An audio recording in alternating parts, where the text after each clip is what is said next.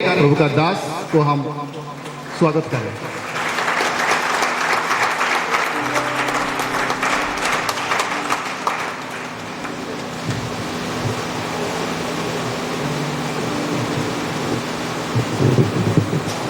सर्वप्रथम मैं परमेश्वर का धन्यवाद करना चाहूँगा आज की इस उत्तम संध्या के लिए कि फिर से एक बार उसने हम सभी के जीवनों में इस अनुग्रह को प्रदान किया कि हम मिलकर के उसके कलाम से उसके वचनों को हम सुनने पाएँ और आत्मिक आशीषें हम उससे प्राप्त करने पाएँ। साथ ही साथ आदरणीय हमारे वरिष्ठ पासवान, सह पासवान, सहयोगी पासवान, जितने भी परमेश्वर के दासगण हैं, मैं उनका धन्यवाद करना चाहूँगा कि लगातार हमारे लिए प्रार्थना करते हैं, हमें उत्प्रेरणा देते हैं। उनकी उपस्थिति, उनकी प्रार्थना सदैव हमारे लिए एक उत्तेजना का और एक ईंधन का कारण हमारे जीवन में बनी रहती है। साथ ही साथ आप सभी प्रिय विद्यार्थियों का, मुझे पता है कुछ विद्यार्थी यहाँ पर छोटा छोटा पर्चा बना करके लाए होंगे क्योंकि एग्ज़ाम का दौर चल रहा है। तो पता है आपको पैशन वीक से ज़्यादा अपने जीवन में जो पैशन का वीक चल रहा है, मतलब दुख भोग सप्ताह, कौन सा? परीक्षा वाला। तो मुझे पता है छोटा पर्चा ला के बाइबल में दबा के रखे होंगे, लेकिन मैं आप सभी से आग्रह करूंगा, कृपया कर 45 मिनट की बात है, परमेश्वर के वचन की ओर अपने ध्यान को लगाने की कृपा करें।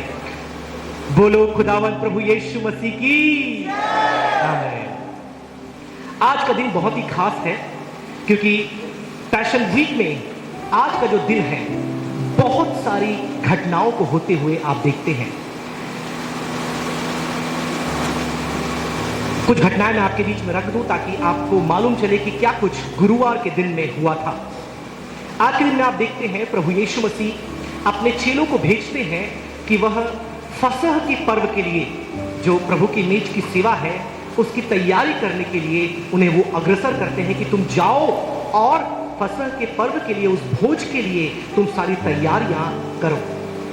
और आज ही के दिन में आप देखते हैं जो हम हर दूसरे रविवार को और कल भी जिसमें हम शामिल होंगे, प्रभु की मेज, लॉर्ड सपर, उसकी भी स्थापना आज के ही दिन प्रभु यीशु मसीह करते हैं। कब? जब अपने चेलों के साथ वो अंतिम भोज, तो फसह का पर्व भी हुआ, अंतिम भोज भी हुआ, प्रभु की मेज भी वहीं पर आपको होती दिखाई देती है। फिर आप आगे बढ़ेंगे, आपको मालूम चलेगा इसी समय प्रभु यीशु मसीह यहूदा को भी प्रकट करते हैं कि तुम में से ही एक जो अभी रोटी में से तोड़ा है, इस दाखरस में से किया है, यही है वह जो मुझे पकड़वाएगा। फिर कई कलीसियाओं में ये प्रथा चली आ रही है कि आज के दिन वो पैरों को धोते हैं। कारण क्या है? क्योंकि यीशु ने भोज से पूर्व अपने चेलों का, अपने शागिर्दों के पैरों को उन्होंने धोया और यह उनके प्रति अपने चेलों से जो प्रेम था उसे व्यक्त करते हैं, उनकी जो दीनता, नम्रता थी उसको व्यक्त करते हैं और साथ में एक जो दास होना स्वभाव है उनका, उसे वहां पर व्यक्त करते हैं। फिर आगे बढ़कर के आपको मालूम चलेगा जो आज का हमारा संदेश होने वाला है, गतसमनी की वाटिका में वह प्रार्थना के लिए जाते हैं और जैसे ही उनकी प्रार्थना खत्म होती, या कहें वह प्रार्थना खत्म करते हैं, तब जब यहूदा धर्म के अगुओं को और पकड़वाने वालों को अपने साथ लेकर के गतसमनी की वाटिका में आता है। और उसके उपरांत आप देखते हैं जब वो पकड़वाया जाता है तो सनेद्रिन, मतलब जो आराधनालय है, धर्म गुरुओं के सामने प्रभु यीशु मसीह की पेशी होती है। उसके बाद लगभग 3 बज जाते हैं, सुबह 6 बजे का समय आता है। आप देखते हैं कि उसे पिलातुस के पास लेकर जाते हैं, पिलातुस के सामने उसकी पेशी होती है और फिर लगभग 9 बजे का समय होता है कल सुबह, जब उसे क्रूस पर चढ़ाया होता जाता है। और फिर 9 बजे के बाद आप देखते हैं 12 बजे कई साथ ये जो कुछ वाणियां हैं उस दरमियान वो बोलते हैं और लगभग ये माना जाता है 3 बजे का वो समय था, दोपहरी का, 12 से 3 के बीच का, एक्यूरेटली तो नहीं बोल सकते, जब प्रभु यीशु मसीह अपनी अंतिम वाणी को बोलते हैं कि मैं अपने प्राण को तेरे हाथों में सौंपता हूं और अपने प्राण को वो त्याग देते हैं। और उनके प्राण त्यागने के उपरांत आप देख सकते हैं शाम को 6 बजने से पहले यूसुफ अरमतिया उनकी देह को मांगता है और अपनी कब्र में जाकर, क्योंकि संध्या होने से पहले, सूरज ढलने से पहले उन्हें गाड़ना ही है, क्योंकि सप्त का दिन है तो उसकी तैयारी करनी है।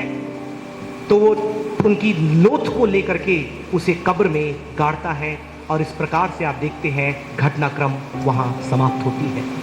तो इन तमाम घटनाक्रमों को, सारी बातों को पढ़ पाना, समझ पाना, शिक्षा दे पाना संभव नहीं है। तो एक उसमें से जो घटना है मैं वो आपके सामने रखना चाहूंगा, जो कि मुझे लगता है आज की हमारी कलीसिया के लिए अति आवश्यक है। वह है गतसमनी की वाटिका में यीशु की प्रार्थना। गतसमनी की वाटिका में यीशु की प्रार्थना।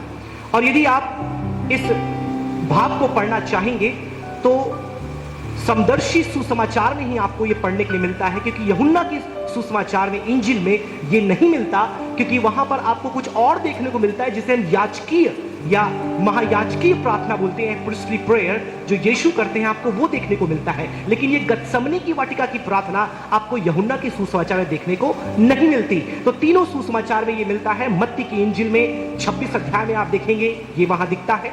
मरकुस में आप आएंगे तो आपको 14 अध्याय में मिलेगा, और लूका की इंजिल में जब आप आएंगे तो 22 अध्याय में आपको गतसमनी की वाटिका की प्रार्थना दिखाई देगी।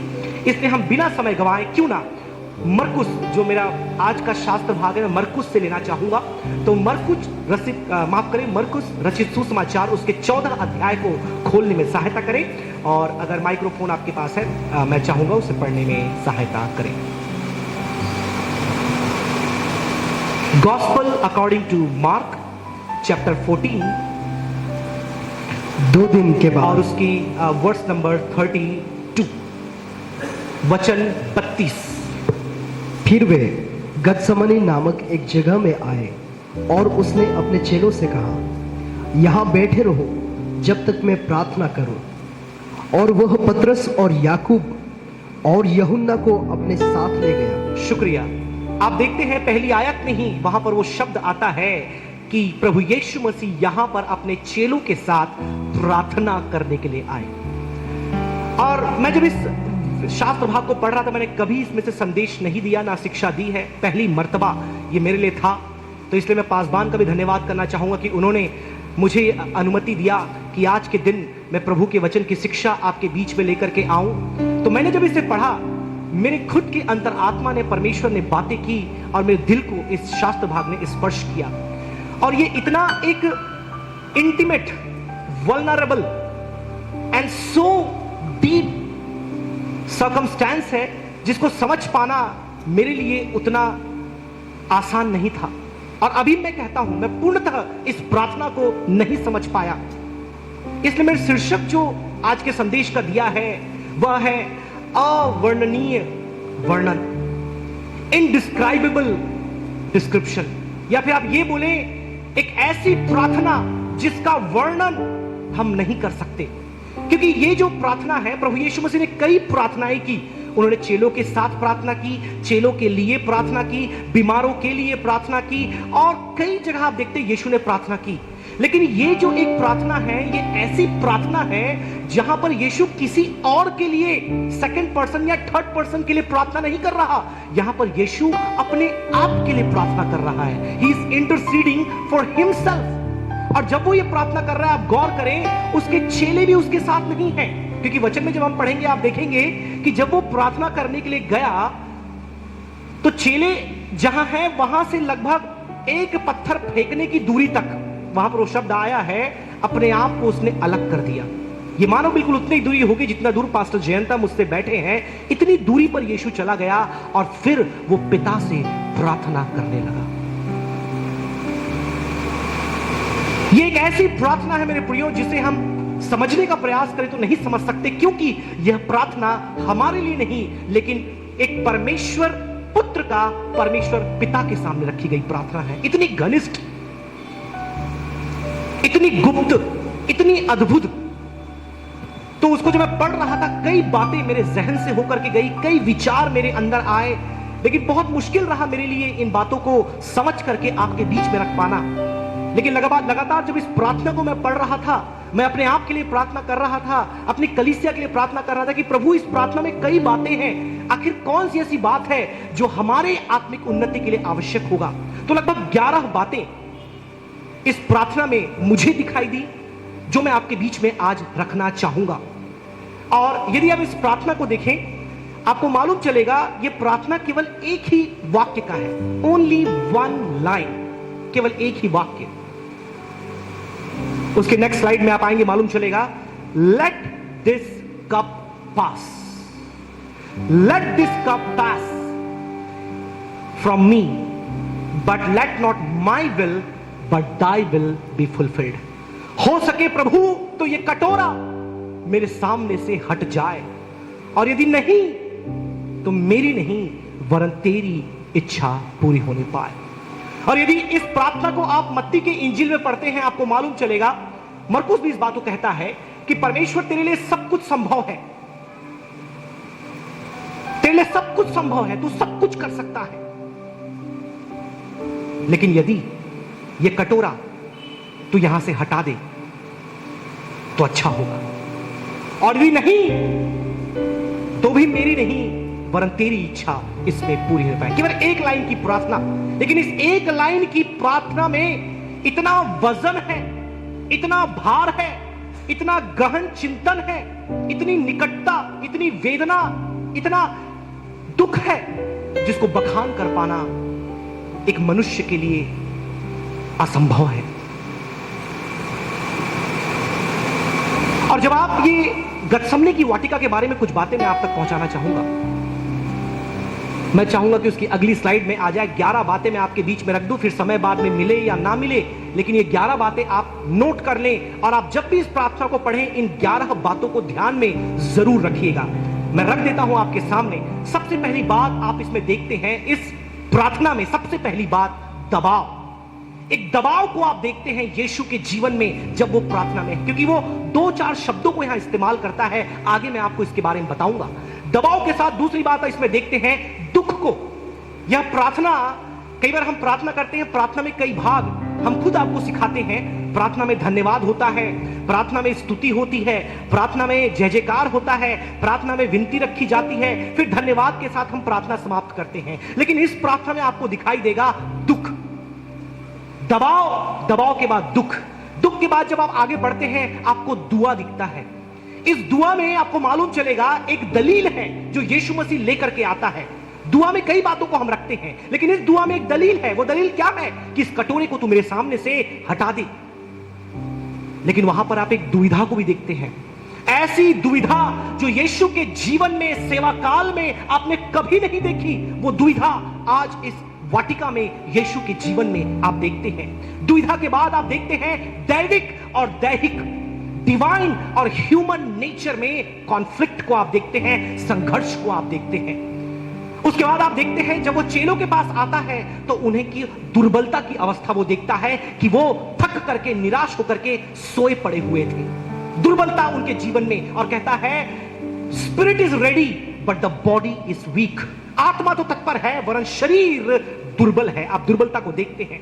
उसके बाद वो पुनः वापस जाता है और आप यहां पर दोहराए जाने को देखते हैं। दुर्बलता के बाद दोहराया जाना, वो पुनः जाकर के वही प्रार्थना करता है, और लगभग 3 बार वो एक ही प्रार्थना करता है कि प्रभु इस कटोरे को तू यहां से हटा दे। उसके उपरांत आप दर्द को देखते हैं। पहले आपने दुख को देखा, अब आप आगे उसके दर्द को देखते हैं। उसके दर्द में आपको क्या दिखता है? उसके दर्द में आपको उसका लहू जब पसीने के समान, बूंद के समान टपकता हुआ आपको दिखाई देता है। अब आगे बढ़ेंगे, जब दर्द होता है तो वहां पर दूत दिखाई देता है। परमेश्वर दूत को भेज करके यीशु की देखभाल वहां पर करता है। परमेश्वर के अनुग्रह को आप वहां पर देख सकते हैं। अब आगे बढ़ेंगे तो वहां पर आपको दगाबाज दिखता है, धोखा देने वाला, उसका अपना दोस्त जो उसके साथ 3 साल रहकर सेवा किया, चुना, खाया, पिया, सोया, वो उसको वहां पर दगा देता है। और अंततः आप देखते हैं दया को। वो कहता है पकड़वाने वाला आ रहा है, यहां से भागो नहीं वरन आओ चले हम उनके पास, और मैं अपने आप को उनके हाथों पकड़वा दूं। ये 11 बातें आपको इस एक छोटी सी प्रार्थना में दिखाई देती है। आइए हम एक एक करके उन सारी बातों को देखिए। पूरी बातों को न भी देख पाए तो मुख्य बातों पर हम गौर जरूर फरमाएंगे। मैं चाहूंगा वो मैप वहां पर लगा दे। आप यदि देखेंगे गतसमनी की वाटिका को, एक अनुवाद में लिखा है, they went over the bridge to the olive ridge. वह उसके ऊपर से होकर के, किद्रोन वैली के ऊपर से होकर के उस गत्समनी की वाटिका में गए। अब गत्समनी की वाटिका किस चीज की वाटिका थी? क्योंकि वाटिका पुराने समय में जब शब्द इस्तेमाल किया जाता है, मतलब वहां पर किसी चीज की खेती होती है, वहां पर कुछ उगाया जाता है। आप अगर इतिहास को पढ़ें आपको मालूम चलेगा वहां पर जैतून की खेती होती थी, जैतून ऑलिव, और वहां पर दूसरा नाम जो उसका था ऑलिव प्रेस, मतलब जैतून के रस कुंड वहां बनाए गए थे, जहां जैतून को उगा करके, तोड़ करके, रसकुंडों में डाल करके उसके रस को निकाला जाता था। और जैतून का महत्व आपको बाइबल में पता है। जैतून के तेल का इस्तेमाल कई बातों के लिए आप देख सकते हैं बाइबल के समय में, और आज भी इजराइल में और शालोम में और हम में से बहुतों के घर में होता है, क्योंकि उसकी बड़ी खासियत है, बड़ी खूबी है। कई मायनों में जैतून का तेल लाभप्रद है। खाना बनाने से लेकर के दिया जलाने तक, जख्म में लगाने से लेकर के सिर पर अभिषेक तक जैतून के तेल का इस्तेमाल आप देखते हैं। तो प्रभु यीशु मसीह यहां क्यों गया? अधिकतर धर्मविज्ञानी ये मानते हैं यह शहर से या नगर से अलग एक ऐसा स्थान था जो प्राइवेट प्रॉपर्टी थी, मतलब इसे घेरा करके एक निजी किसी व्यवसायिक के द्वारा इसे लिया गया था, और यीशु को अनुमति दी गई थी कि वहां जाकर के वो प्रार्थना करे अपने चेलों के साथ। तो नक्शे में आप देख सकते हैं यरूशलेम का मंदिर एक तरफ था, उसके बाद में किद्रोन की घाटी थी। अभी आप जाएंगे इजराइल में तो घाटी पूरी सूख चुकी है, वहां पर पानी नहीं है, लेकिन यीशु के दिनों में उस किद्रोन की घाटी में पानी हुआ करता था। तो उसके ऊपर एक ब्रिज था, इसलिए लिखा है let's go over to the Gethsemane. तो वहां से वो चल करके उस ब्रिज को पार करके, उस घाटी को पार करके, किद्रोन की वैली को, वो गेत्सेमनी की वाटिका में जाते थे, जो कि ऑलिव रिज कहा जाता था। ऑलिव रिज मतलब एक प्रकार का छोटा पहाड़ और टीला जहां पर पेड़ पौधे और औषधियां पाई जाती है, और उसके उस पार आप देखेंगे बेतनी पाया जाता है, जहां पर यीशु पहले सेवकाई के दौरान गए हुए थे। मैं आपको क्यों बता रहा हूं? क्योंकि ये बातें हमारे पहले बिंदु को समझने में हमारी सहायक बनेगी। सबसे पहला बिंदु मैंने आपको बताया, इसके नेक्स्ट स्लाइड में आप देखेंगे, वो है दबाव। ये एक स्थान दबाव का स्थान था, क्योंकि जैतून से यदि तेल निकालना है तो यहां पर जो ऑलिव प्रेस लगाया गया था वह रसकुंड निकालने के लिए उस पर दबाव बनाया जाता था। और यदि आप गत्समनी के शब्द का इब्रानी भाषा में अर्थ समझेंगे, गेत सेमने, तो गेत का मतलब जो होता है वो ऑलिव होता है, जैतून, सेमने मतलब प्रेस, उसको दबाव। तो जब उसको निचोड़ोगे, आप दबाओगे, उसके अंदर से तेल निकलेगा, उसके अंदर से रस निकलेगा, जो लोगों के लिए लाभप्रद साबित होगा। मैं क्यों आपको बोल रहा हूं? क्योंकि जब यीशु यहां पर आया आपको उसके जीवन में दबाव दिखता है। मैं आपको बताऊंगा कैसे। आप देखिए उसकी 32 आयत को उन्होंने पढ़ा, मैं 33 आयत पढ़ना चाहूंगा। यहां पर लिखा है, He took Peter, James and John with him and he began to be troubled and deeply distressed. वो बहुत अधिक तनाव और वेदना में चला गया। अभी प्रार्थना चालू नहीं किया है। He has not started the prayer. वो केवल वहां पर पहुंचा है, और पहुंचने से ही उसके अंदर, पढ़िए उसकी दूसरी आयत हिंदी में कौन सा शब्द आया है, He was greatly troubled and deeply distressed. उसका 33 वचन, और वह पतरस और अंतिम याकूब भाग पढ़े, व्याकुल होने लगा व्याकुल होने लगा और उनसे कहा, मेरा मन बहुत उदास है। मेरा मन बहुत उदास है। तो यहां पर हम देख सकते हैं प्रभु यीशु मसीह के जीवन में एक भयंकर दबाव का अनुभव वो करता है, वेदना का अनुभव करता है। अब तक उसने प्रार्थना का आरंभ नहीं किया है, लेकिन वो दबाव उसके जीवन में दिखाई देता है। ये दबाव किस लिए है हम आगे देखेंगे, लेकिन एक बात हम समझ ले कि प्रभु यीशु मसीह के जीवन में भी वो दबाव से होकर गया। इंग्लिश में जो वर्ड आया है उसे हम कहते हैं प्रेशर। वो दबाव उसके जीवन में लगातार बना रहा, और जब वो अपने मृत्यु के निकट आ रहा है उसके जीवन में वो दबाव और अधिक बढ़ गया। और दबाव बढ़ने के द्वारा ये दूसरे बिंदु में हमें लेकर के आता है, जब एक व्यक्ति के जीवन में दबाव बढ़ता है तो उसके जीवन में दुख भी आ जाता है। पढ़िए उसकी 34 आयत, वहां पर दो और शब्द आते हैं, ध्यान दीजिएगा।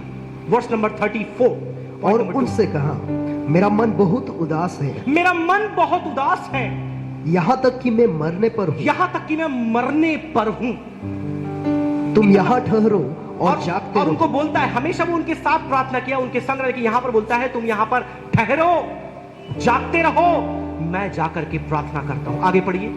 फिर वह थोड़ा आगे बढ़ा आगे बढ़ा और भूमि पर गिरकर प्रार्थना करने और लगा भूमि पर गिर गया। कि आप यदि- सोचिए, हम सब प्रार्थना करते हैं, यीशु ने कई बार प्रार्थना किया, लेकिन अब वो कहीं गिर करके प्रार्थना करने लगा। ये तब तक नहीं हो सकता जब तक उसके जीवन में दुख को हम नहीं देखते। हमारे जीवन में हम भी कई बार प्रार्थना करते हैं। आप देखिए, कई बार विश्वासी प्रार्थना में तब पढ़ते हैं जब उनके जीवन में दुख आता है। कई बार प्रार्थना सभा में विश्वासी दिखते नहीं, कई बार कलीसियाओं में विश्वासी दिखते नहीं, लेकिन जीवन में जब दुख आ जाता है वो संगति में भी बढ़ जाते हैं। उनका प्रार्थना करने का तरीका बदल जाता है। जो घुटने में नहीं आया वो घुटने में भी आने लगता है। जो कभी हाथ नहीं जोड़ा, हाथ पॉकेट में डाल के, आपको दिखाऊंगा मैं, पॉकेट में भी हाथ डाल के प्रार्थना करने वाले हैं। प्रार्थना करते करते थोड़ा बाल भी ऐसे करने वाले हैं। पूरा वीडियो है मेरे पास, मैं दिखा सकता हूं। लेकिन जब एक व्यक्ति के जीवन में दुख आता है, उसके प्रार्थना करने का तरीका बदल जाता है। और यीशु की जिंदगी का दुख, यदि आप बोले, ये कोई मामूली दुख नहीं था जिससे आप और मैं होकर जाते हैं। ये दुख, पहली बात दबाव, और दुख इतना भयंकर था कि वो मुंह के बल गिर गया। और तीसरी बात जो हम देखते हैं, गिर करके प्रार्थना करने लगा। थर्ड एंड इंपॉर्टेंट पॉइंट, दबाव, दबाव से दुख और दुख से दुआ। अब ये जो दुआ उसके जीवन में आप देखते हैं, ये बहुत खास दुआ है। मैंने कहा उसने कई प्रार्थनाएं की, अपने सेवा काल में कई लोगों के लिए प्रार्थना किया। दुष्टात्मा से भरे व्यक्ति के लिए, बीमार के लिए, अंधे के लिए, लंगड़े के लिए। कई बार उसने कुछ बोला भी नहीं, हाथ रखा, लोग ठीक हो गए। कुछ कर दिया, लोग ठीक हो गए। चेलों के साथ प्रार्थना की, चेलों को प्रार्थना करना सिखाया, फिर याजकीय प्रार्थना की, अद्भुत प्रार्थना यूहन्ना की इंजील में आप देखते हैं। लेकिन यहां पर वो प्रार्थना किसी के लिए नहीं कर रहा, अपने आप के लिए कर रहा।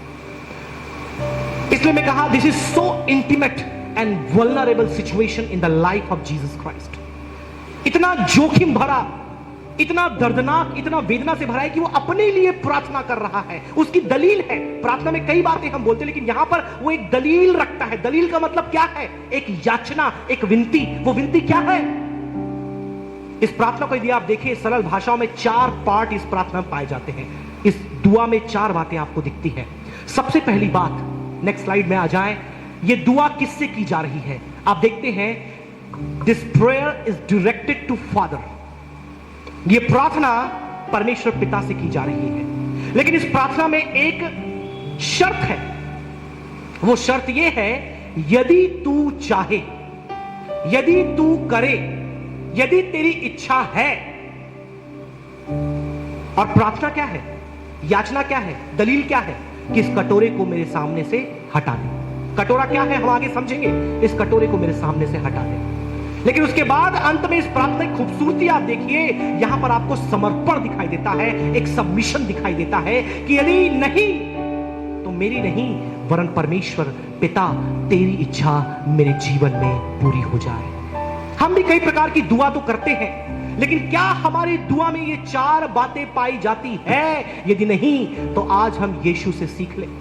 हमारी प्रार्थना की दिशा हमेशा परमेश्वर पिता होना चाहिए। हमारे प्रार्थना में हमेशा एक शर्त होनी चाहिए कि प्रभु मेरी नहीं वरन तेरी इच्छा पूरी हो। हमारी प्रार्थना में बेधड़के हमारे दिल की जो भी मुराद है, जो भी दलील है, वो प्रभु के सामने हम रख दें।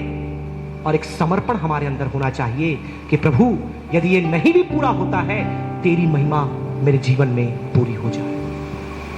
चौथी बात ये हमको दुआ के बाद हमें जो दिखाई देती है, वो है एक दुविधा।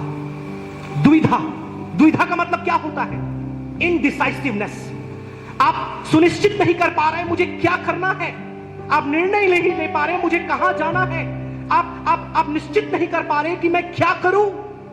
कई बार हमको लगता है जब हम प्रार्थना करते हैं, हमको पक्का होना चाहिए कि मैं क्या बोलूं, क्या करूं, कैसा रहूं। लेकिन इतना दबाव यीशु के जीवन में यहां पर है, इतना दुख उसके जीवन में है, इतना दुआ में वो गिर करके प्रार्थना कर रहा है, उसके अंदर आपको दुविधा दिखाई देती है। और वो दुविधा को यदि आपको समझना है तो पढ़िए उसके 36 वचन को। और कहा, हे अब्बा, हे पिता, तुझसे सब कुछ हो सकता है। ये देखिए, वो कहता है तुझे सब कुछ हो सकता है। इस कटोरों को हम मेरे लगातार पास- संदेश अपने वरिष्ठ पासवान से सुन रहे हैं that everything is possible for you, anything, nothing and everything। उसी बात को यीशु मसीह यहां पर लेकर के आ रहे हैं कि हे परमेश्वर पिता, for you everything is possible। तेरे लिए सब कुछ संभव है, तू सब कुछ कर सकता है। That is the ultimate premise or the first premise। ऐसा कुछ नहीं है जो तुझसे नहीं हो सकता। लेकिन मेरे अंदर एक दुविधा है, मेरे अंदर एक ऐसा मन आ रहा है कि काश ये कटोरा मेरे सामने से हट जाए। त्रिएक परमेश्वर के दूसरे व्यक्तित्व के अंदर आपको दुविधा दिखाई दे रही है। मैं आपको बताऊंगा कारण क्या है उसके पीछे। इनडिसाइसिव, कि मेरे अंदर ऐसा क्या है जो मुझे एक और उस क्रूस की ओर खींच रहा है और एक और उस क्रूस से मुझे दूर कर रहा है। ऐसा कौन सा दबाव मेरे अंदर है जो मुझे उस क्रूस के मार्ग पर बढ़ने से रोक रहा है। और जब दबाव हमारे जीवन में आता है मेरे प्रियो, जिस प्रकार से यीशु ने दुआ के द्वार को दस्तक दिया, आज हमें भी अपने जीवन में जब दर्द, दबाव, दुख है, हम दुआ में परमेश्वर के द्वार को दस्तक देने वाले बन जाएं।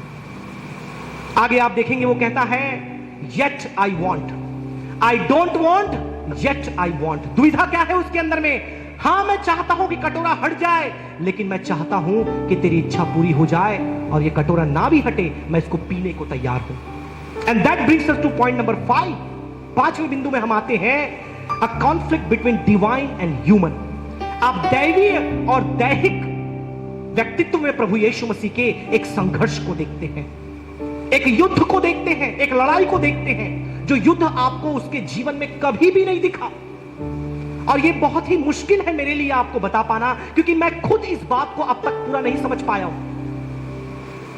और इस बात को ना समझने के कारण इतनी झूठी शिक्षाएं प्रथम, द्वितीय, तृतीय शताब्दी में खड़ी हुई और 7वीं शताब्दी में आई, और आज भी झूठी शिक्षाएं घूम रही है। आपको पता है झूठी शिक्षाएं क्या है?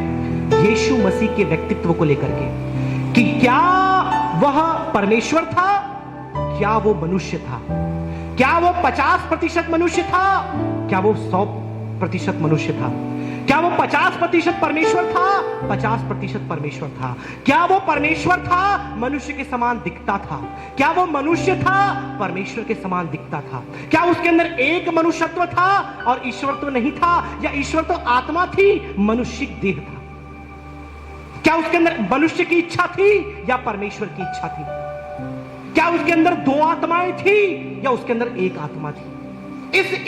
इन प्रश्नों को लेकर के इतने सारी झूठी शिक्षाएं निकली, जिसमें से कुछ मैं आपके सामने, कोई बाइबल कॉलेज के विद्यार्थी भी हैं, ये बातों को आपको जानना जरूरी है।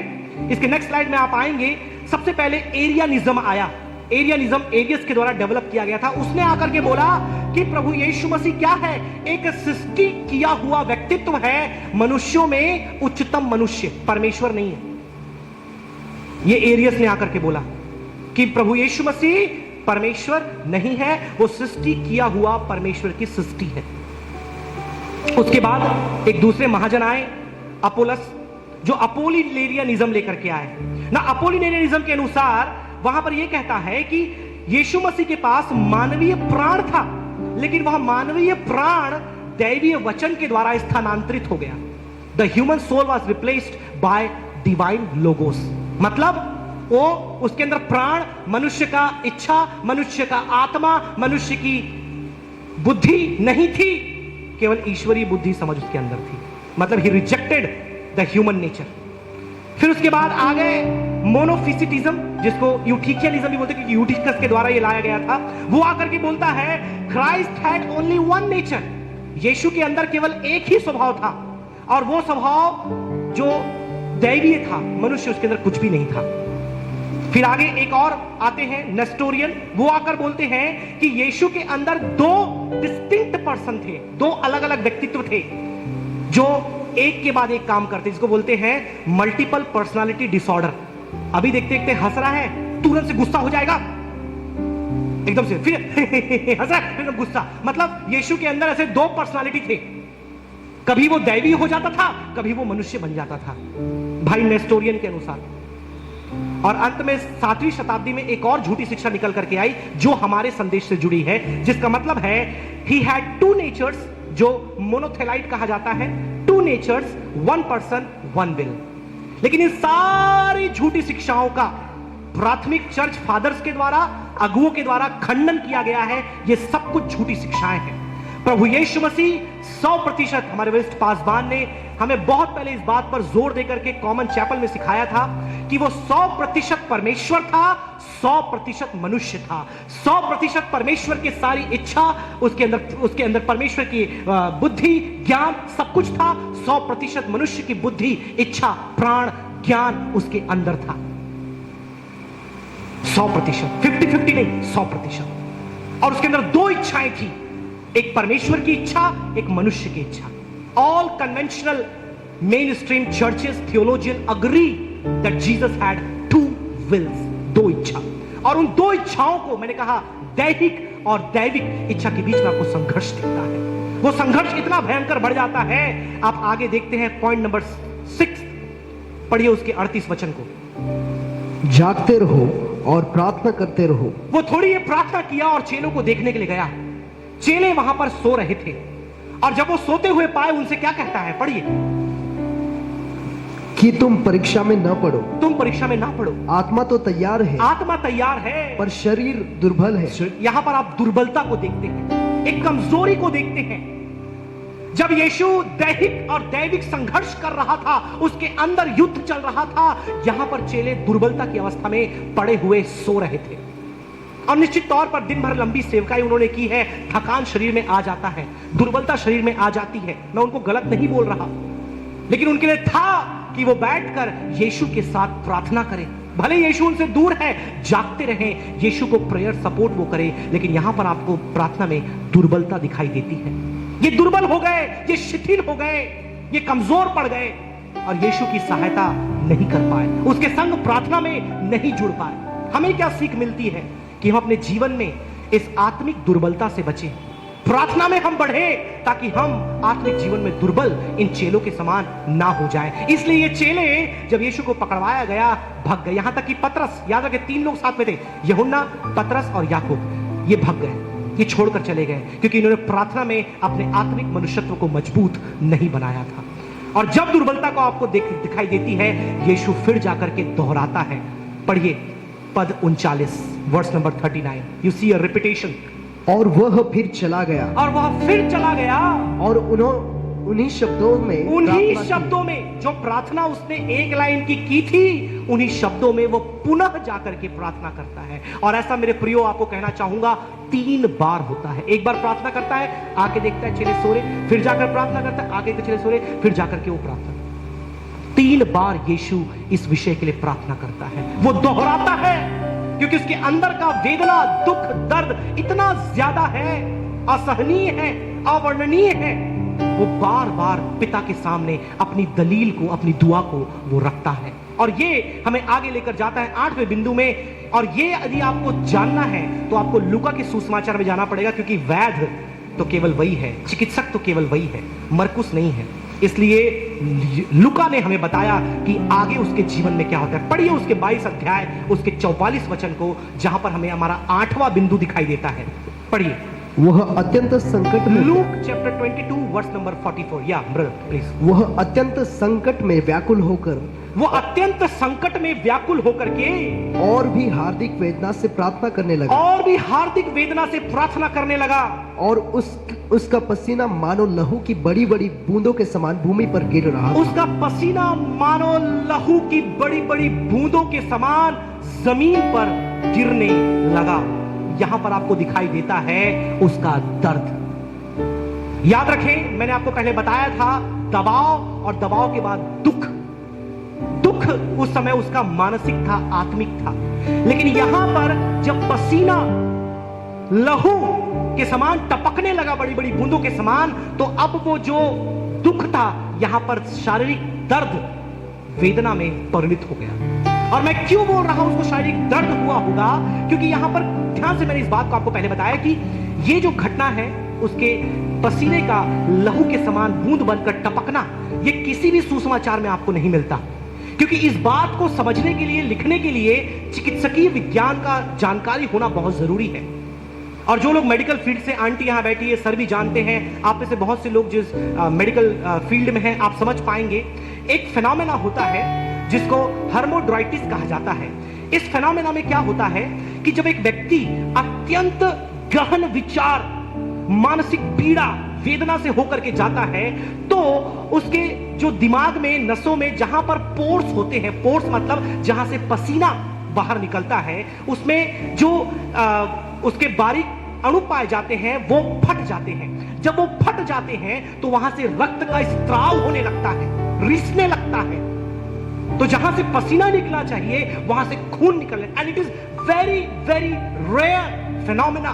ये बहुत ही मुश्किल से दिखने वाला एक बीमारी है या फिर एक मेडिकल कंडीशन है जो आमतौर पर नहीं दिखता, लेकिन सारे चिकित्सक मानते हैं कि ऐसा यीशु के साथ हुआ होगा, क्योंकि लूका इसके बारे में, क्योंकि लूका कोई मामूली व्यक्ति नहीं था, वो पढ़ा लिखा एक ज्ञानी पुरुष था जो पेशे से वैद्य था, चिकित्सक था। बाकी सब मछुआरे थे, कोई और किसी और का पेशे से आज चुंगी लेने वाला था, लेकिन इस बात का ज्ञान यदि किसी के पास था तो वो लूका के पास था। और वो लिखता है कि यीशु के पसीना मानो लहू के समान टपकने लगा। इस दर्द की कल्पना मेरे प्रियो हम कभी भी नहीं कर सकते, क्योंकि मुझे लगता है यहां पर बैठे हुए किसी के जीवन में यह प्रार्थना में अवस्था आई होगी कि उसका पसीना लहू के समान टपका होगा। ये किस बात का ये दर्द था मसीह यीशु को, और विज्ञान इस बात को मानता है, when we suffer psychologically we have physiological pain। जब हम मानसिक रूप से अत्यधिक चिंता, अत्यधिक मायूसी, अत्यधिक तनाव में चले जाते हैं, हमारे शरीर में उसके लक्षण दिखाई देते हैं। हमारी भूख मर जाती है, हमारे पैरों में दर्द होने लगता है, सिर के पिछले हिस्से में दर्द होता है, और चिंता कर करके रक्तचाप बढ़ने लगता है। कई प्रकार की शारीरिक पीड़ाएं हमारे अंदर आने लगती है। ये कौन सा दर्द है, ये कौन सी तकलीफ है जो यीशु को हो रही है? मैं सोचने लगा क्या ऐसा वेदना हो सकता है जो यीशु को अंदर से इतना कचोट रहा है कि उसने 4 बार ये बोला, मैं निराश हूं, मैं मायूस हूं, मैं मरने, वहां पर पढ़ा 34 आयत में, मैं मानो मरने पर हूं। अभी उसे पकड़वाया भी नहीं गया है, लेकिन उसके अंदर जो संघर्ष चल रहा है, दैविक और दैहिक संघर्ष, मानो उसको लग रहा है वो मरने पर है। क्या था उसके अंदर? ऐसी कौन सी बात थी? मैंने बहुत जानने का प्रयास किया मेरे प्रियो। आपको मालूम चलेगा, अधिकतर लोगों का मानना यह है कि यीशु मसीह अपने पिता से उस दूरी का एहसास कर रहा था, क्योंकि अभी वो मरने वाला है। उसे मालूम है कि पिता उससे दूर हो जाएगा, भले एक पल के लिए, एक दिन के लिए, एक घंटे के लिए सही, पिता उससे दूर होने वाला है। इसलिए आपको पता है 7 वाणियों में से एक वाणी यह भी है कि हे पिता तूने मुझे क्यों छोड़ दिया? उसको मालूम है कि कल मेरा पिता मुझे छोड़ देगा। मैं अपने पिता से अनादि काल से कभी अलग नहीं हुआ, लेकिन वो घड़ी आने वाली है जब मैं अपने पिता से दूर हो जाऊंगा, जिसके साथ मैं कभी अलग नहीं हुआ, लेकिन मैं उससे अलग हो जाऊंगा। दूसरी बात, पाप उसके अंदर समाहित किया जाएगा। जो पाप का दंड है वो उसके अंदर आने वाला है। उसे मालूम था, ये दुख, उसके दर्द उसके अंदर था कि पूरी मानव जाति का पाप, जितने हत्यारे, जितने व्यभिचारी, जितने झूठे, जितने मूर्ति पूजक, जितने प्रकार के पाप दुनिया में लोगों ने किया था और करेंगे, वो सब यीशु के अंदर आने वाला है। अवर्णनीय, तीसरी बात, अवर्णनीय वेदना उसका इंतजार कर रही है, अवर्णनीय दुख उसका इंतजार कर रहा है। कोड़ों के द्वारा मारा जाना, क्रूस को उठा करके चलना, निंदा, अपमान, नोचना, खसोटना, वो तमाम बातें उसके जहन में आ रही है कि बस कुछ घंटे मेरे सामने रह गए हैं, ये सारी बातों से मुझे होकर के जाना है। पिता, ये कटोरा मेरे सामने से तू हटा दे। यदि हो सके तू सब कुछ कर सकता है, ये कटोरा मेरे सामने से तू हटा दे। समय आगे बढ़ रहा है, मैं आगे बढ़ना चाहूंगा। पढ़िए उसके 43 आयत को, उसी लूका सुसमाचार 22 अध्याय वचन 43। तब स्वर्ग से एक दूत उसको यहां पर हम 9वीं बात देखते हैं। परमेश्वर ने अपने पुत्र के लिए, जब उसे अत्यंत दुख में देखा, दर्द में देखा, उसके लिए एक दूत को भेज दिया, और वहां लिखा है दूत ने उसे बल दिया। ने उसे सामर्थ दिया, दूत ने उसके साथ रहकर उसे हिम्मत प्रदान की, क्योंकि इतनी वेदना में मेरा बेटा कभी नहीं गया था जितनी वेदना में वो आज होकर के जा रहा। आगे आप देखेंगे 10वां वचन, 10वीं बात, पद 41 में, दगा देने वाला दोस्त आ रहा है। पढ़िए उसके 41 वचन को, वहां पर क्या लिखा है? और वह आप उनसे अलग एक ढेला फेंकने की दूरी भर गया। वर्स नंबर 41, आप आ जाएं उसके 14 अध्याय मरकुस सुसमाचार, माफ करें केवल 2 आयत के लिए मैं ले गया था, मरकुस 14 में आ जाएं, उसके 41 वचन को पढ़ें। वाले कहते हैं, he came to the third time and said, फिर तीसरी बार उसके अंतिम वाक्य को पढ़ दे।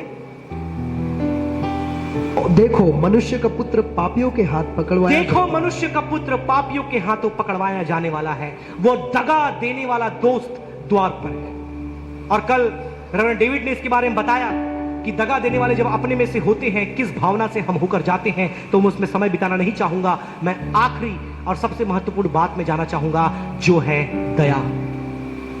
पढ़िए उसके 42 वचन को, जो कि अंतिम वचन है इस शास्त्र भाग का।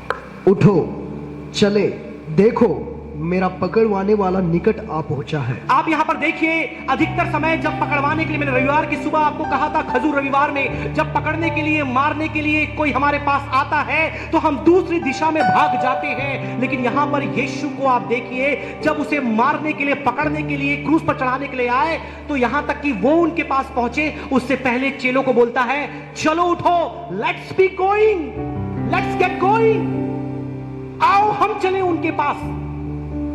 ये कौन कर सकता है? इतनी दर्द, इतनी दुविधा, इतना दुख, इतना दबाव, इतना उसके जीवन में दैहिक और दैविक संघर्ष कौन कह सकता है? जब तक उसके अंदर दया ना हो, वो कभी ये नहीं कह सकता। उसे मालूम है किस दर्द से वो होकर जा रहा है, लेकिन जब उसे मालूम चला कि पकड़वाने वाले दगाबाज आ रहे हैं, वो कहा, आओ हम चले उनके पास। यहां पर आप परमेश्वर पुत्र प्रभु यीशु मसीह की दया को देखते हैं आपके और मेरे लिए। यदि उस दिन वो वहां से भाग खड़ा होता, और यीशु भाग खड़ा हुआ, आपको मालूम चलेगा, एक बार जब उसे पर्वत से गिराने के लिए भीड़ इकट्ठी हुई, यीशु वहां से पतली गली पकड़ के निकल गए। आप पढ़िए सुसमाचार, यीशु यहां पर भी निकल सकता, भाग सकता था, लेकिन उसकी दया ने उसे अनुमति नहीं दी। वो इतना दयालु परमेश्वर है, इतना कृपालु परमेश्वर है, उसने सोचा कि यदि मैं नहीं तो कौन, यदि मैं नहीं तो कौन मानव जाति के लिए मरेगा, यदि मैं नहीं तो इनके पाप के दंड को कौन अपने ऊपर लेगा, यदि मैं नहीं तो कौन। और उस दया के कारण वो उठ करके आगे गया। मेरे प्रियो, इतने दबाव, इतने दुख, इतनी भयंकर दुआ, इतनी दैहिक और दैविक संघर्ष, इतनी भयंकर दुविधा उसके जीवन में, इतनी दुर्बलता उनके चेलों के ऊपर में, प्रार्थना का कई बार दोहराया जाना, उसके जीवन में दर्द, उस दोष का, दंड का, दूरी का, उन दूतों के द्वारा उसकी रखवाली, उसके दोस्त के द्वारा उसको दगा दिया जाना और अपनी दया को व्यक्त करना, आज हमें 3 लेसन्स देता है, 3 पाठ हमारे जीवन में देता है, जो आज हमें यहां से सीख करके जाना है। आ जाए उसके सेकेंड लास्ट स्लाइड में, और ये बताकर अपने शब्दों को मैं विराम दूंगा। याद रखें, मैंने आपको बताया था, this is an indescribable description. यह एक अवर्णनीय वर्णन है जो मैं आपके बीच में कर रहा हूं। इसलिए मेरे शब्द, मेरी व्याख्या कम पड़ सकते हैं, लेकिन इसकी गहराई को मैं आप तक नहीं पहुंचा सकता। पवित्र आत्मा आपकी सहायता करे। 3 बातें we see, Jesus could pass all this through indescribable prayer. इन सारी बातों से यीशु क्यों होकर के गया? क्योंकि उसकी प्रार्थना अवर्णनीय प्रार्थना थी। तो अवर्णनीय प्रार्थना के द्वारा, दूसरी बात, उसने हमारे लिए अवर्णनीय पीड़ा को सहा। Jesus suffered indescribable agony through indescribable prayer. And when he, और जब उसने अवर्णनीय प्रार्थना के द्वारा हमारे लिए अवर्णनीय पीड़ा को सहन कर लिया, उसने अवर्णनीय प्रेम और दया को हमारे लिए कलवरी के क्रूस में प्रकट किया। परमेश्वर इस वचन के द्वारा आपको बहुत ऐसे आशीष देने पाए। आप सभी को जय मसीह।